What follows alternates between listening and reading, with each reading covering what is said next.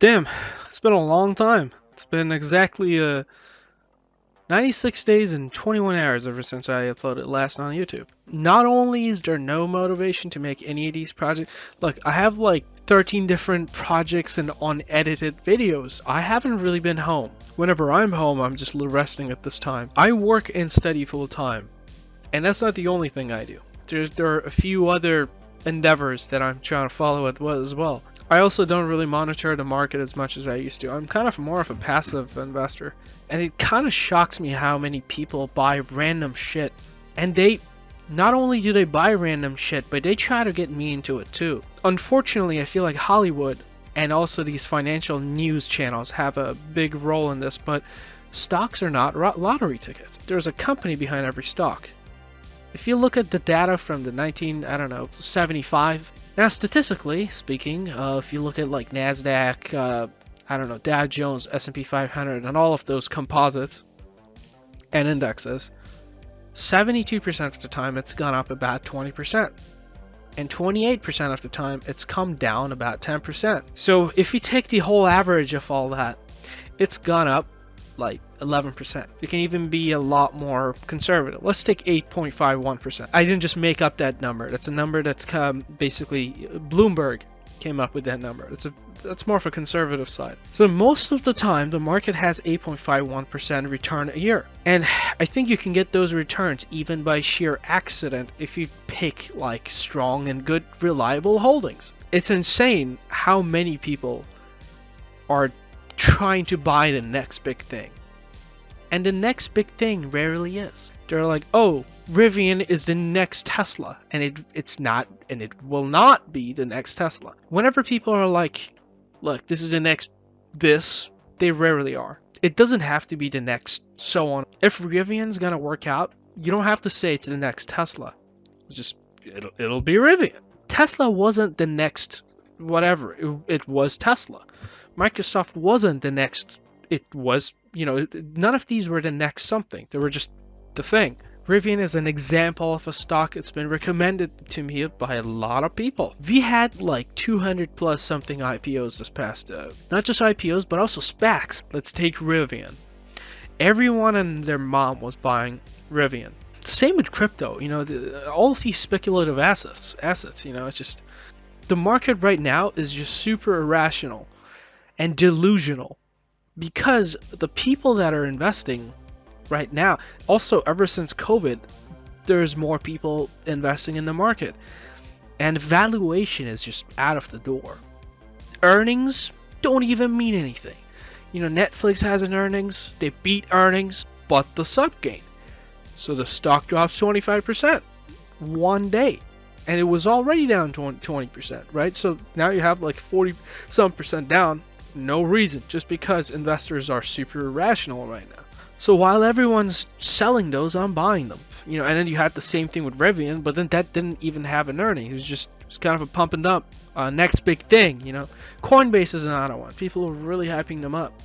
This is the next, etc. And it rarely is. Thing is, you tell these people that, they get mad at you. Stocks are not lottery tickets. They're not gonna make you become rich overnight. The only times like stocks go up a lot and like its price gain is justified is when a bigger company is buying 100% of the company. Peter Lynch is somebody that, my investing strategy is very similar to Peter Lynch. And during some of his talks, he was like, he got people that were telling him, and I've had the same thing happen to me too. There's these people that are like, the stocks dropped like 80%. How much more am I gonna lose? Well, how much did you put in? Or they're like, the stock is $2. How much are you gonna lose? How much did you put in? I think the biggest thing is people don't really understand the risk, and a lot of these holdings they get isn't really for long term. They really want that quick buck. Take Usain Bolt. What is it, like he won a few Olympic medals and stuff? Each of those races maybe last like, I don't know, like 50 seconds, 2 minutes, whatever. Okay, he won. After 2 minutes, he won a few gold medals. Fine. But for those 2 minutes, he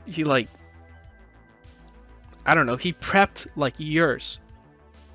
you see where this is going? So the stock market is the same way. The stock market has been very interesting. So work, study, stock market, family. This Christmas and New Year's, I went back home and I saw my parents, and I realized, like, if I see my parents this little, if my lifestyle continues the way it is now, really would only get to see my parents once a year, right? So if I continue this, I have, like, I don't know, like 15 to 30 more times to see my parents if I'm lucky.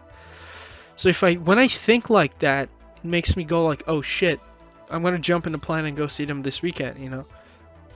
So I've been really re-evaluating my goals and priorities and stuff, and I wished I could say my education would have been my first priority, but it really isn't anymore. I mean, neither is work. You know, I think it's health has become a number one priority. Like, I've been actually sleeping a lot more and sleeping a lot better. I've been actually calling my parents a lot more. Things like that, you know, like, the issue is that a lot of the stuff that I want to do, I know I can accomplish them. The issue is that they're going to take a long time. They're going to take a really long time, and I have the patience for that. It's just, if I just go for those, make the sacrifices that I have to make, I'm going to miss out on some other stuff. And I realized that some of the other stuff are actually a much bigger priority to me than what I'm trying to pursue. I think money and capital or whatever are good things to have if you don't have them, you know, because there are things that you can use to get the tools you need to build your life, build the lifestyle you want, whatever.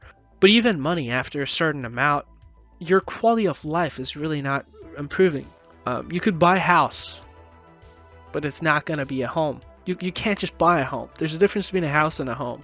But anyways, basically my dad sacrificed a huge part of his life to get me out of Iran, get us into a better life, you know. So first, because of his job, we moved to Italy and then Norway, and then I kind of grew up in Norway.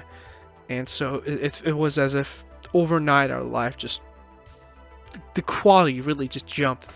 And I didn't really notice that, but I didn't really see my dad very often because he was really working. The work he did that allowed us to have the lifestyle we have caused him to have health problems, you know, and now he's basically retired. You know, mom's working still, but I think they kind of worked their health away. They sacrificed their life so that I don't have to. Issue with that is that I feel like if I just have fun and enjoy it, I don't want to have what they did go to waste. So I'm trying to take what they did and build something on top of that. And I know that my parents just want me to take it easy and stuff, but I just can't. I just can't live with myself if I just do that. You know, so my dad's like, take a month off, just enjoy your life. You know, I just can't. I just cannot sit down. And I have things that I'm trying to follow and build up and whatever. And in the pursuit of doing that, I also, I guess, started to not really look, I don't think like I had my teen years spent the way I probably should have for someone my age, and neither did I spend my 20s doing what I should have, because these are years you're not going to get back. But the thing is that I'm young, so I have energy, right? So if I didn't do what I did, and continuing, I would have not, like, in 10 years, I'm not going to be able to do any of this. So I'm trying to do something when I can at least have the energy for it. And if I fail, it's fine. I have time, right? I don't know. So far, none of the stuff I've even done really worked. I think, so far I have to deal with a failure quite a lot in some other endeavors, but the point is I'm still young, right? So it doesn't matter. I was going to do them anyways. I'm going to continue to do them anyways. And for some other people my age, maybe, I don't know, going out, having fun, getting drunk, smoking weed, whatever, is fun. But not for me. I feel like I'm just rambling at this point.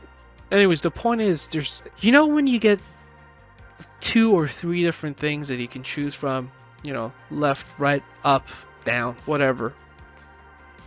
Those are 4 choices. You're going to probably make it, and those are choices that are very different, up, down, left, right. So you're going to choose, make a decision and be satisfied with it, compared to having all of the directions, having all of the choices.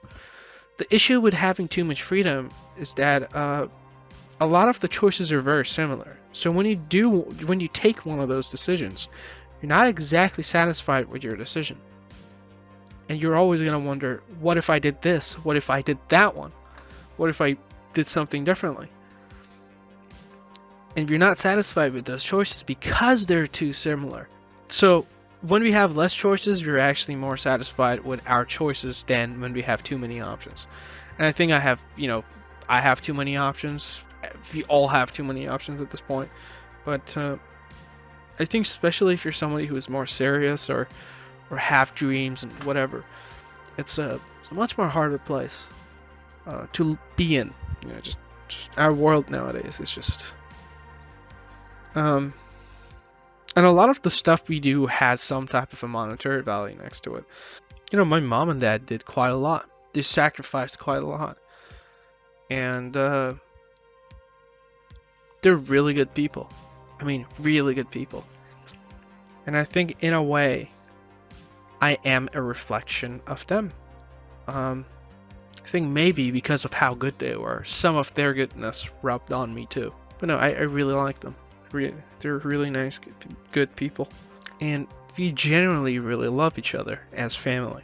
But at the same time, I think they had slightly different priorities. I think they had a bigger pressure to make the sacrifices they made because they had me. Especially my dad, because there were days he was working his ass off until like 9 a.m. I mean 9 p.m. And he was like doing that he did that for years actually. Even when we went to Norway, he was doing that there. It's technically you don't hear about people doing that. But even he was doing that in Norway. Especially at the beginning, So they had that type of pressure on them. I don't have that same type of pressure, right? So technically I could take it easy. So why don't I? Still something I'm kind of figuring out, but a few months ago I hit burnout. More like a year ago I hit burnout. I kept going.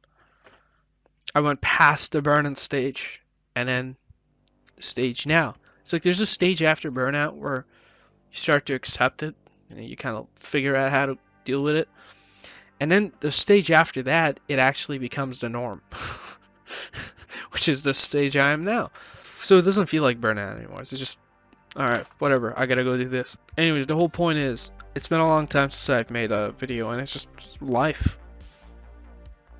I want to make these videos because, look, they used to be very therapeutical for me. And they still are, like right now, me sitting here in this room talking to myself with a camera, or you.